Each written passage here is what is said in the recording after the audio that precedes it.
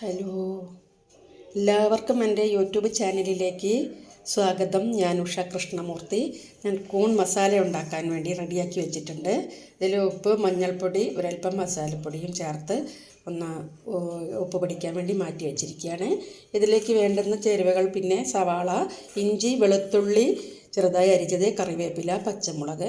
ഇനി ആദ്യം തന്നെ നമുക്ക് ഇതിലേക്ക് വേണ്ട വറുത്തരച്ച കറിയാണ് തേങ്ങ വറക്കാനുള്ളത്. ബാക്കി റെഡിയാക്കാം. കുറച്ച് തേങ്ങ വറക്കാൻ വെച്ചിട്ടുണ്ട്. കൂൺ മസാല വളരെ കുറച്ച് ഞാനിപ്പോൾ ഉണ്ടാക്കുന്നുള്ളൂ. കുറച്ച് തേങ്ങ നമുക്ക് വെളുത്തുള്ളി ഇട്ടിട്ടുണ്ട്. ഇനി ഇതിലേക്ക് പെരുംജീരകം പൊടി ചേർക്കാം. പിന്നെ മല്ലിമുളക് വറുത്ത് പൊടിച്ചതും കൂടെ ഒരൽപ്പം ഇട്ട് കൊടുക്കാം. തേങ്ങ ഒന്ന് കുറച്ച് മൂപ്പാവുമ്പോൾ തേങ്ങ പകുതി മൂപ്പായിട്ടുണ്ട്. അപ്പം അതിലേക്ക് നമുക്ക് 1 ടീസ്പൂൺ മുളക് പൊടി, മല്ലിയും മുളകും തെറ്റിപ്പോയി, മല്ലിയും മുളകും വറുത്ത് പൊടിച്ചതാണിത്. ഇതിലേക്കൊരൽപ്പം പെരുംജീരകപ്പൊടിയുടെ ഇട്ട് ഒന്ന് ചൂടാക്കിയിട്ട് എടുത്ത് നമുക്ക് അരയ്ക്കാം. പെരുംജീരകപ്പൊടിയാണ്, ഒരു നുള്ളു പെരുംജീരകപ്പൊടി.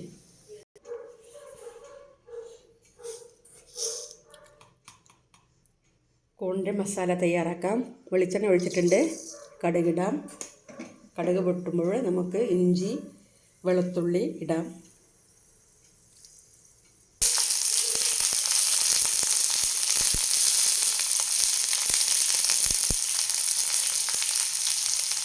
ഇഞ്ചി, വെളുത്തുള്ളി, പച്ചമുളക്, കറിവേപ്പില, സവാള ഇട്ടിട്ടുണ്ട്. സവാള വഴന്ന് വരുന്നുണ്ട്. ഇനി ഇതിലേക്ക് കൂൺ ഇട്ട് കൊടുക്കാം. നന്നായിട്ട് ഇളക്കി യോജിപ്പിച്ച് വയ്ക്കാം. സവാളയ്ക്കൊപ്പം കൂണോടൊന്ന് വഴന്ന് വരട്ടെ. ആ സമയത്തിൽ നമുക്ക് തേങ്ങ വറുത്ത് വെച്ചത് അരച്ചെടുക്കാം. നന്നായിട്ട് അരച്ചെടുക്കാം.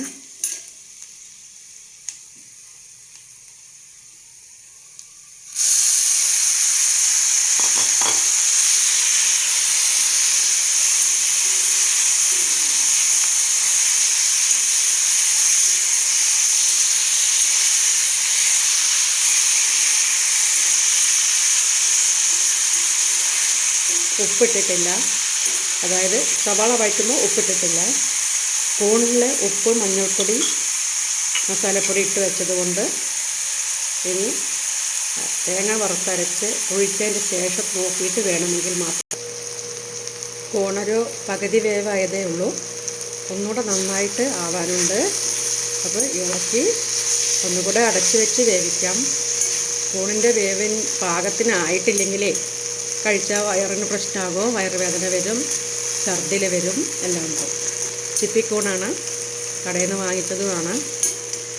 അപ്പോൾ ഒന്നുകൂടെ അടച്ചു വെച്ച് വേവിക്കാം. ഇതിലേക്ക് നമുക്ക് അരച്ച് വെച്ച തേങ്ങ ഒഴിക്കാം. 10 മിനിറ്റായിട്ട് വേവുന്നുണ്ട്. തേങ്ങ വറുത്തരച്ചത്, മഞ്ഞൾപ്പൊടി, മല്ലിമുളക് വറുത്ത് പൊടിച്ചത്, ഗരം മസാലപ്പൊടിയാണ് ഇത്. എല്ലാം കൂടെ ചേർത്ത് തേങ്ങയോടൊപ്പം വഴറ്റിയിട്ട് അരച്ചതാണ്. വറുത്തരച്ച തേങ്ങയും മസാലയും കൂടെ ഒഴിച്ച് കഴിഞ്ഞു. ഇനി നമുക്കിതിന് ഉപ്പ് കുറവാണ് നോക്കിയപ്പോൾ കുറച്ച് ഉപ്പിട്ട് കൊടുക്കാം.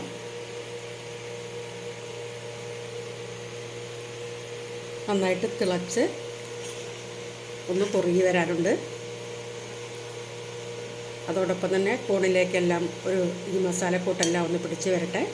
അതുവരെ ഒരു 5 മിനിറ്റ് കൂടെ വെച്ചിട്ട് നോക്കാം.